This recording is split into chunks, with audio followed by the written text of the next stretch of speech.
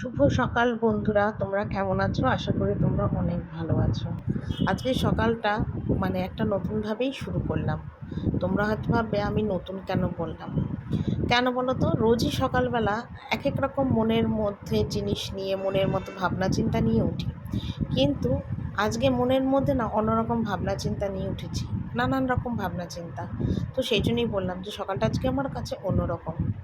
হ্যাঁ, যেটা রোজ বলি সেটা আবার বলতে ভুলে গেছিলাম, সেটাই বলবো। বড়দের আশীর্বাদ আর ছোটদের ভালোবাসা নিয়ে আজকের দিনটা ব্লগটা তোমাদের সাথে শুরু করলাম। ঘড়িতে খুব বেশি এখন একটা বাজে না, 8:30 8টার মতন বাজে। তো যেহেতু আমি উঠে গেছি, আমার ছেলে বাবুও উঠে গেছে ঘুম থেকে। তো উঠে আগে জানলাগুলো একটু খুলে দিলাম। জানলা দরজা রোজ সকালবেলা উঠে আমি গিয়ে খুলে দিই, কারণ সারা জানলা দরজাটা বন্ধ থাকে। জানলা দরজা বন্ধ করে রাখার রাত্রিবেলা আবার একটা কারণ হলো, এখন কিছুদিন ধরে বেশ দেখছি খুব মশার উৎপাত বেড়েছে।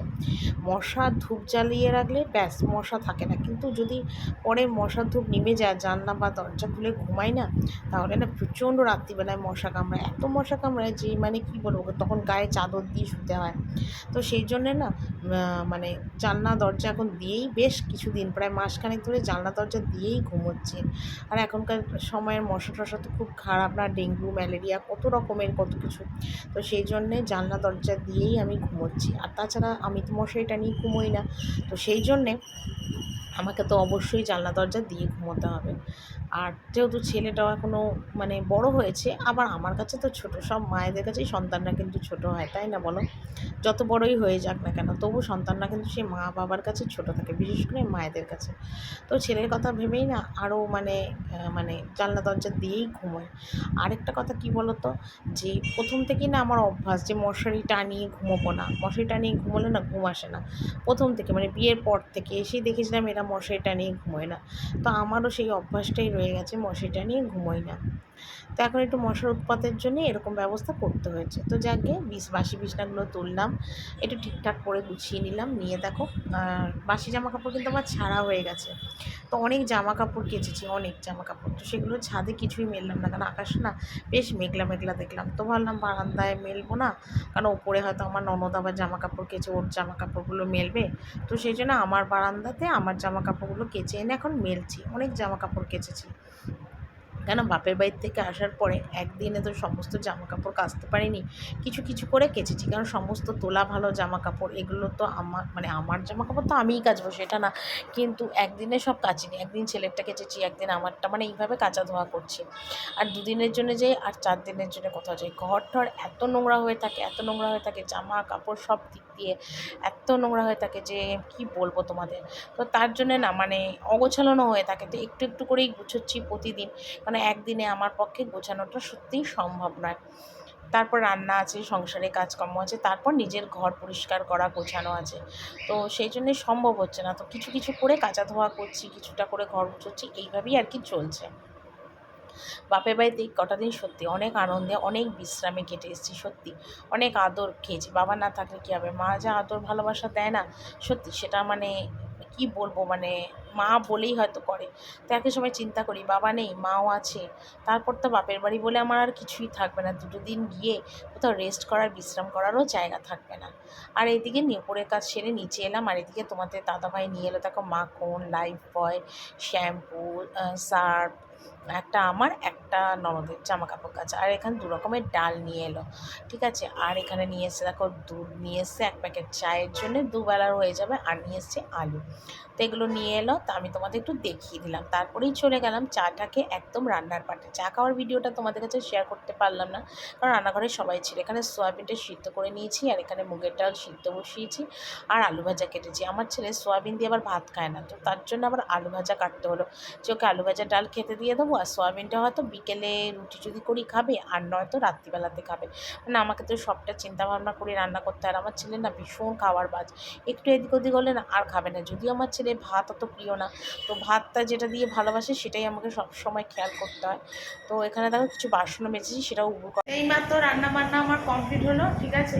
খুব তাড়াহুড়ো করেই রান্না বান্না করেছি, কারণ আজকে মাথা ঘষবো, জামা কাপড় আছে অনেক কিছু কাচার, তো সেগুলো কাচবো ধোবো, তো সেই কাপড়ের জন্য তাড়াতাড়ি করে আজকে উঠেছি, সকালে রান্নাও সারলাম, তাও ঘড়িতে বাজে 2টো, ঠিক আছে। তো চলো তোমাদের একবার রান্না বান্নাটা দেখিয়ে দিই। এখানে দেখো ভাত আলু সিদ্ধ করেছি, এখানে আছে সোয়াবিন আলুর রসা, ঠিক আছে। এটা কালকের উচ্ছের ডালটা জাল দিয়ে রেখেছি। এখানে করেছি পেঁপে আলুর তরকারি, আর এখানে আজকে টাটকা ডাল, কাঁচা মুগের ডাল, ঠিক আছে। আর এক অল্প করে আলু ভেজেছি, ঠিক আছে। ছেলে খেয়েছে আর এখানে রয়েছে, এই হলো রান্না। আর ওদিকে গ্যাস ট্যাস একদম পুরোপুর পরিষ্কার।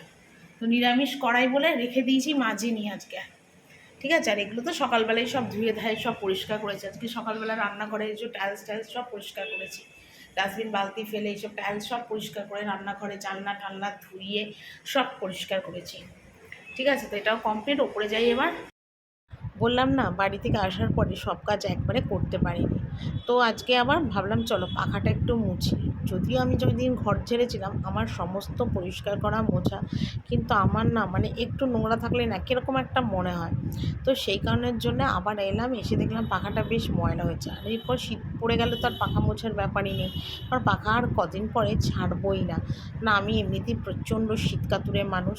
তো এখানে পাখাটা মুছলাম আর টিভিটা একটু মুছে দিচ্ছি, বেশ ধুলো ধুলো হয়েছে। তো টিভিটা মুছে দিই, তারপর বিছনার চাদর বালিশ সবই চেঞ্জ করবো, সবই পরিষ্কার করবো। কারণ বাড়ি থেকে আসার পরে আর খাট ঠাটগুলো এইভাবে ঝাড়াঝাড়ি আমার কিচ্ছু করা হয়নি, কিচ্ছু করা হয়নি। মানে যেদিন এলাম সেদিনের ভিডিওটা তো তোমাদের কাছে শেয়ার করতে পারিনি। তো শুধু এসে চাদর বিছনাটা চেঞ্জ করেছিলাম আর ঘরটা বোধহয় মুছেছিলাম, আর কিচ্ছু করতে পারিনি। তো তারপরে নেক্সট দিনে আর কি বিছনার চাদরটা দেখো আবার চেঞ্জ করলাম। তো একদম পাখা টাকা মুছে সব মুছলাম। আর এদিকে দেখো এখন বালিশের বিছনা ওষার সমস্ত এখন খুলবো, খুলে পরিষ্কার করবো। কারণ বললাম না যে বাড়ি থেকে এসে কোনো রকমে কিছু করেছি। আর এক জায়গা থেকে দেখবে, এক জায়গায় থেকে এলে না দেখবে মানে সেদিনটা না মানে শরীরটা চলে না, বা ধরো কোনো কাজ করতে ইচ্ছা করে না, ঠিক ভালো লাগে না। মানে একটা কটা দিন একটা জায়গায় ছিলাম, বেশ মজা আনন্দ করেছি, একটা কীরকম যেন অভ্যাসের মতো হয়ে গেছে। আর তারপরে না আবার কিছুদিন পর বাড়িতে এসে না তখন মন বসাতে না বেশ কষ্ট হয়, বেশ কষ্ট হয়, মানে এরকম মনে হয় আর কি। তো এটাই হলো কথা।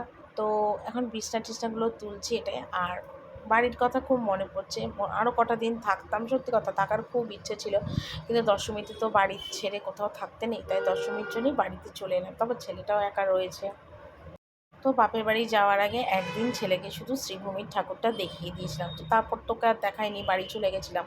তো সেই কারণের জন্য না আমাকে এখন মানে বাবুকে ঠাকুরটাও দেখাতে হবে, এই সবগুলো টুকটাকগুলো করতে হবে। দুদিকটাই আমাকে ব্যালেন্স করে চলতে হয়, যেমন বাপের বাড়িটাও দেখতে হয় তেমনি শ্বশুরবাড়িটাও দেখতে হয়, দুদিকের মন জুগিয়ে আমায় চলতে হয়।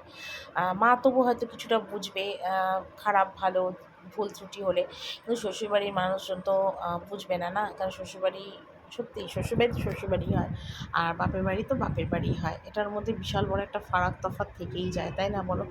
যারা সংসার করো তারা সবটাই বুঝতে পারবে যে আমি কি বলতে চাইছি।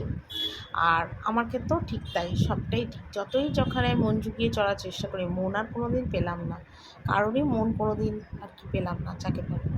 অনেক চেষ্টা করেছি যে সবার মন জুগিয়ে চলার, ভালোবাসা পাওয়ার, ভালোবাসা দেওয়ার, কিন্তু একতরফা তো কিছু হয় না, সব কিছুই দুই তরফের থেকেই হতে হয়। আরেকটা কথা কি বলো তো, মানে সত্যি কথা বলতে কি যতটা পারি আমি সব কিছু মানিয়ে গুছিয়ে নিয়ে চলার চেষ্টা করি, এটাই সংসার আমি জানি। আর যাকে বিছনা টিছনাগুলো সব তুললাম, বালিশ শোষাগুলো সব লাগিয়ে দিচ্ছি। আর রান্না বান্না করে বাসন কোসন মেজেছি, নাইটিটা না একদম গরমে ঘামে ভিজে গেছিলো। তো যেহেতু বিছনার চাদরটা যখন চেঞ্জ করলাম, সমস্ত ডাস্টিংগুলো করলাম, খাট ঠাট পাখা, তো সেই জন্য নাইটিটা চেঞ্জ করলাম, হাত মুখ ধুলাম, ধুয়ে একদম ধোয়া চাদর পাচ্ছি। জানোই তো আমার একটুখানি মানে পিতপিতানি স্বভাবটা খুব বেশি, তার জন্য আমাকে এগুলো করতে হয়। তো এখানে দেখো বালিশ শোষার বিছনার চাদর সব তুলছি। তো পুজোর মধ্যে কোনো না কোনো কারণে আমি একটা ভীষণ কষ্ট পেয়েছি, সেটা কি বলবো, পেয়েছি। সেই কষ্টটা আমি খুব জোর কষ্টটা পেয়েছি, ভাবতে পারিনি যে এই কষ্টটা আমি কোনোদিন পাবো। এটা আমি চিন্তা করি, মার তরফ থেকে আমি বলবো না, আমার মা আমাকে সত্যি কোনো সময় খুব একটা বেশি কষ্ট দুঃখ দেয় না, কিন্তু এই মানুষটা যে এতটা কষ্ট দুঃখ দেবে সেটা সত্যিই বুঝতে পারিনি।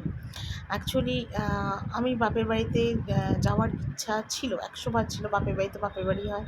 তো ভেবেছিলাম মাকে নিয়ে আসবো, শ্বশুরবাড়িতে কটা দিনের জন্যে থাকবো রাখবো, কিন্তু সেটা বরের কাছে বলেওছিলাম যে নিয়ে আসি মাকে কদিন। তো তোমাদের দাদাভাই না বললো যে না, মাকে তোমার আনতে হবে না। তো সত্যি সেটা আমি খুবই মনে দুঃখ কষ্ট পেয়েছি। আর সেটাই মানে আমি ভাবতে পারিনি এরকম হবে। তো অনেক আশা করেছিলাম যে বাড়িতে আসবো, মাকে শ্রীভূমির ঠাকুরটা দেখাবো, আমাদের কলকাতার ঠাকুর মা কোনো সময় দেখেনি। অনেক বছর আগে একবার দেখেছিল, ৬-৭ বছর আগে, তারপর থেকে আর দেখা হয়নি। তো খুব মনের ইচ্ছে ছিল মাকে আমি আনবো বাপের বাড়িতে থেকে, মাকে চলে আসতে বলবো। তো যেখানে মার সাথে আমি ৪ দিন বাপের বাড়িতে থেকে এলাম, সেটা শ্বশুরবাড়িতে এলে হয়তো ১০ দিন থাকতে পারতো। তো সেইটাই আমার মনের মধ্যে খুব একটা দুঃখ লেগেছে যে আমি এতটা একটা আশা করলাম, সেই আশাটাও করতে হলো না। আর সত্যি কথা, আমি ভাবতে পারিনি যে এরকম কষ্টটা আমি পাবো। এটা আমার মনের মধ্যে ভীষণ দুর্গাপুজোর সময় আঘাত লেগেছে, কষ্ট লেগেছে যে আমি বললাম আর আমাকে না বলে দিল। তো যাকগে, যার বাড়িতে আসবে, যাদের বাড়িতে আসবে, তাদের যদি ইচ্ছা মত না থাকে তাহলে তো আমার মাকে আনতে পারবো না, না? এটাই স্বাভাবিক। এটাই হলো মেয়ের শ্বশুরবাড়ি। তবে সব শ্বশুরবাড়ি কিন্তু এক নয়। অনেক জায়গাতে দেখেছি মানে মেয়ের বাড়ি, ছেলের বাড়ি কত মিল, কত অ্যাডজাস্টমেন্ট, আসা যাওয়া, আনন্দ, মজা, ঘোরা, বেড়ানো সব এক জায়গায় কী সুন্দর করে। কিন্তু আমার ক্ষেত্রে না এই জিনিসটা হলো না, এই জীবনে আর হলো না। একই জায়গায় সব কিছু আমার হলো না। যদিও দেখো আমার বাপের বাড়িতে কিন্তু আমার ভাই বোন বলে কেউ নেই, আমি একা। আমার মা বাবা, আর বাবা তো নেই, মা আছে, সেটা নিয়েও না কেউ অ্যাডজাস্ট করে থাকতে পারে না। এই জিনিসটা না খুব খারাপ লাগে, কিন্তু কি করব বলো, আমার তো কিছু করার নেই। আমি একজন হাউসওয়াইফ, আমাকে অনেক কিছু মেনে গুছিয়ে নিয়ে চলতে হয়। তো যাকে, একটা কথার বৃষ্টি আরেকটা কথা তোমাদের কাছে বললাম, আর বিছানার চাদর তুললাম, বালিশ সরিয়ে লাগালাম, আর রয়েছে দেখো প্রচুর জামা কাপড়। এগুলোকে সব এখন এক এক করে ভাঁজ করছি। অনেক জামা কাপড় কাচ্ছি, গোছাচ্ছি, ভাঁজ করছি, এই এখন কিছুদিন ধরে এই সব কাজই আমার চলছে।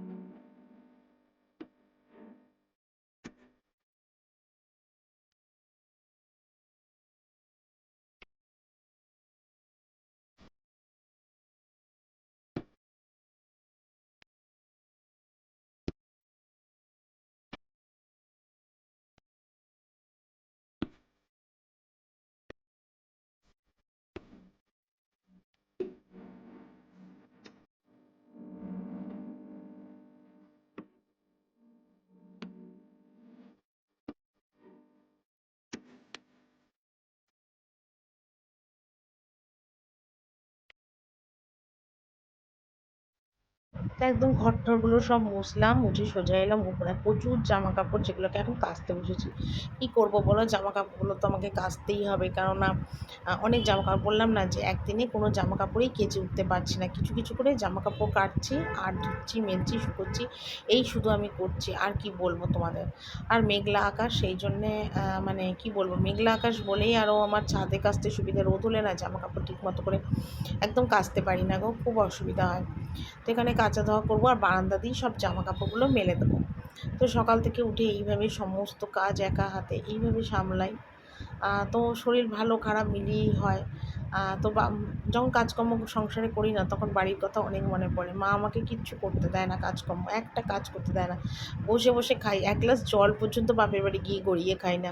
মানে মা বলে তোকে করতে হবে না, আমিই করে দিচ্ছি, তোকে করতে হবে, তুই তো বাড়ি গেলে নিজে করবি। তো এই জিনিসগুলো, মার এই কথাগুলো না অনেক মিস করি গো। তো কী করব বলো, মন আমার অনেক শক্ত। আমি সত্যি একটা খুব শক্ত মন আমার মানুষ। আগে এত মন আমার শক্ত ছিল না, আগে অনেক মন আমার দুর্বল ছিল। কিন্তু এখন ঘা খেতে খেতে, কষ্ট পেতে পেতে না মনটাকে সেইভাবেই তৈরি করেছি। সব জায়গায় সেইভাবে চলতে হয়, না চলতে হয়, বুঝে গেছি, জেনে গেছি, এটাই হলো কথা। তো এখানে দেখো সমস্ত জামাকাপড় কাচলাম, কেচে মেললাম, দেখতেই পাচ্ছ প্রচুর জামাকাপড়, এগুলোকে সব এখন মেলবো, তারপরে স্নান করব। আর এখন শীতের আবহাওয়া পড়ে গেছে তো বেশ ঠান্ডা ঠান্ডা লাগে, বেশি বেলা করে স্নান করলে না বেশ শীত করে। চেষ্টা করবো এবার থেকে 2টো-2:30টার মধ্যে স্নান করা, জানি না করতে পারবো কি না। কারণ আমি মানে শীত যখন মানে দুর্গা পুজোতে দুর্গা ঠাকুর জলে পড়লেই তো বলে শীত পড়ে যায় না, আর কার্তিক মাসও পড়ে গেছে।